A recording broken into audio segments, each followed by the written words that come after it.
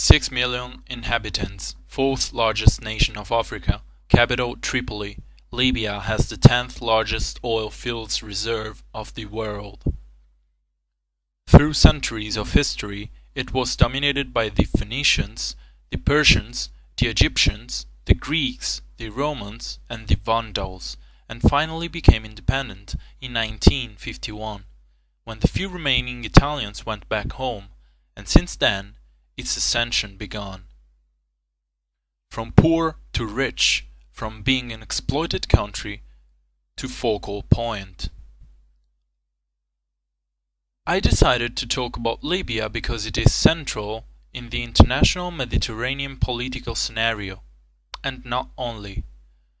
Particularly under Gheddafi's rule between 1973 and 2011, it represented the pin around which all the most significant problems of Northern Africa had been spinning around. On the Libyan territory, during those years of harmful upheavals in Europe and of international tension due to the Cold War, gathered the interests of great European and non-European powers. France did not tolerate the privileged relationship between Italy and Libya and was interested in safeguarding its own currency. The United States began to understand the strategical importance of Libya that was about to become the key to rule Africa and a bridge to the Middle East. Italy itself, with its actually notorious style in managing international business, while under UN's provisions pressure, changed its role multiple times, from faithful friend to possible threat.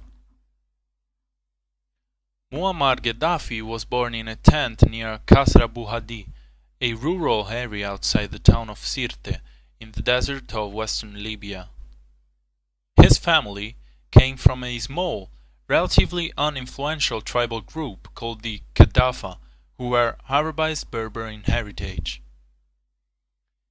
Idris' government was increasingly unpopular by the later 1960s. It had exacerbated Libya's traditional regional and tribal divisions by centralizing the country's federal system in order to take advantage of the country's oil wealth, while corruption and an entrenched system of patronage were widespread throughout the oil industry.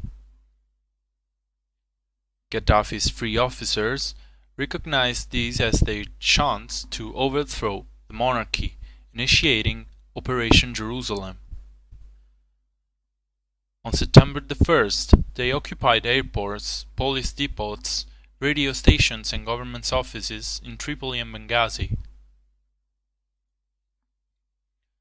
I wrote about the history of the country under Gaddafi's rule, trying to discern in the most objective possible way, gathering data from the most accurate sources, trying to understand the positive and the negative aspects of his mandate.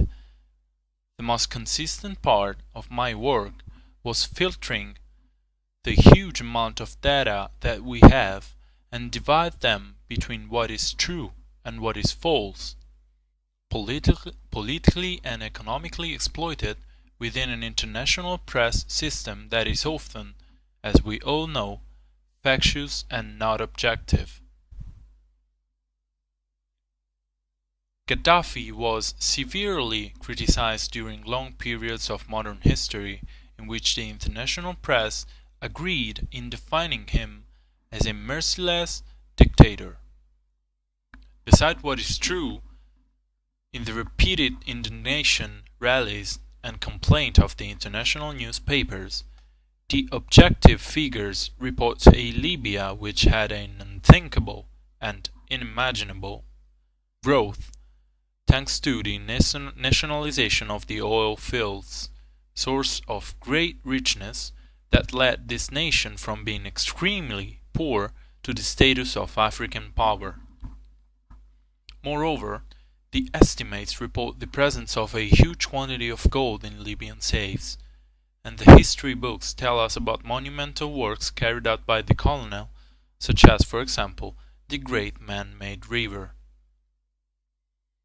The aim of this thesis is to steer to the reader the sufficient desire about a topic which is often described as of minor importance, but which is contrarily, even if sometimes in an hidden way, of central importance.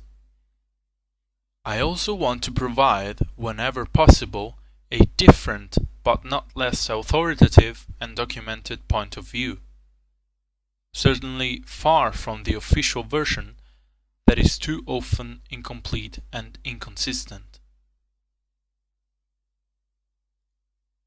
Although the international media committed themselves to try discrediting in an unequivocal way the provisions of a ruler who, as such, and particularly as a human, can fail and use inadequate, sometimes illegal means, Libya still remains an hot spot in the Mediterranean scenario.